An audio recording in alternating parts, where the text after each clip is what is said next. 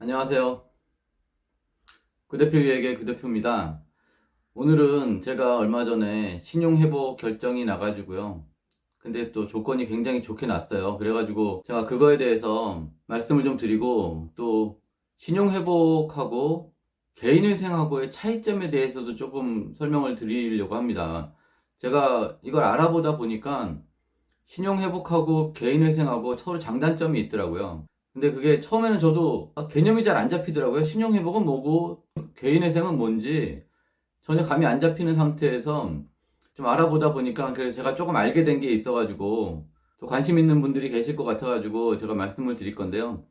신용회복하고 개인회생하고의 가장 큰 차이점은 법원을 통하느냐 안 통하느냐입니다.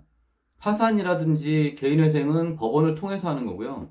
신용회복은 신용회복위원회를 통해서 하는 거예요. 그래서 신용회복위원회를 통해서 하는 거는 국가에서 하는 거라서 비용이 5만 원밖에 들지 않습니다. 근데 개인회생은 변호사나 법무사 쪽을 통해서 하기 때문에 평균 200만 원 정도 비용이 든다고 하더라고요. 제가 알아봤을 때는. 그리고 또 가장 큰 차이점이 뭐냐면, 신용회복은 개인 간의 채무는 조정해주지 않습니다. 그거는 해당이 안 되고, 개인회생에서는 개인 간의 채무까지도 조정을 해줘요. 뭐 얼마 정도 탕감이 될지 그거는 법원에서 판단을 하는데, 개인 간의 채무도 조정을 해주는 거는 개인회생을 하셔야 되고, 개인 간의 채무는 없거나 또는 개인 채무는 내가 놔두고 그냥 은행권 것만 정리를 해야 되겠다 하시는 분들은 신용회복위원회를 찾아가시는 게 좋습니다. 그게 비용도 싸고요. 또 차이점은 뭐냐면, 신용회복위원회는 내가 월급 받는 직장이 없어도 됩니다. 근데 개인회생 할 때는 월급 받는 직장이 있어야 돼요. 그래서 월급 받는 직장이 없다 하더라도 어떻게 다른 방법으로 통장으로 뭐 월급처럼 입금을 몇 달 받아가지고 그런 식으로 해야지만 개인회생을 해주더라고요. 그래서 개인회생 하시려면 꼭 그 월급 받는 통장 그쪽으로 월급이 찍힌 내역이 있어야 개인회생이 가능하다는 점. 근데 그거는 뭐 좀 다른 방법으로 입금을 받아가지고도 뭐 만들어서 하기도 하더라고요.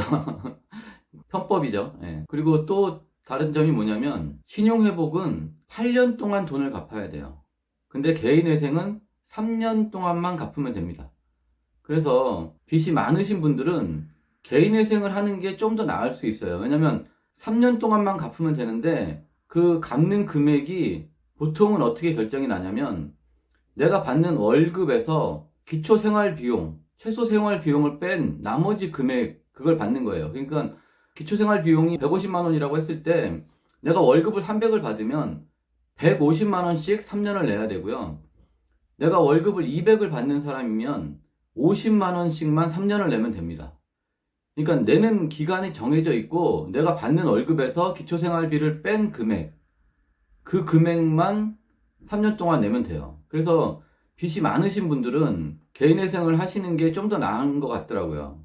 그리고 내는 금액도 내가 월급을 조금만 받으면 내는 금액도 그렇게 크지 않아요. 그게 제가 몰랐던 부분인데, 어쨌든 월급 받는 거에서 그 정부에서 정한 1인 가족 생활비, 뭐 2인 가족 생활비 이런 게 있어요. 그것만 빼고 그 나머지 금액을 3년 동안만 상환하면 되니까 빚이 많으신 분들은 그게 좋을 것 같고요. 저는 신용회복을 했는데, 신용회복을 한 이유는 여러 가지가 있지만, 제가 급여 생활자도 아니고 또 제 스스로는 금융권 빚이 그렇게 많지 않다고 생각해가지고 신용회복 쪽을 알아봤는데요.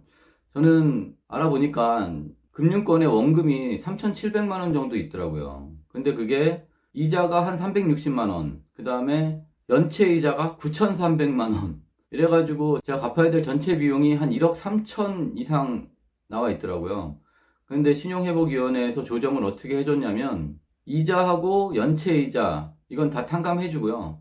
원금 3,700만 원에서도 한 70% 정도 탕감을 해줬어요. 그래가지고 1,000만 원 정도 남았고, 거기에다가 이제 비용 한 80만 원 정도 해가지고 전체적인 금액이 한 1,200 몇십만 원 정도 남았더라고요. 그래가지고 그거를 8년 동안 나눠 갚으니까 한 달에 12만 5천 원 정도씩 8년을 갚으면 끝나는 걸로 그렇게 조정이 됐습니다.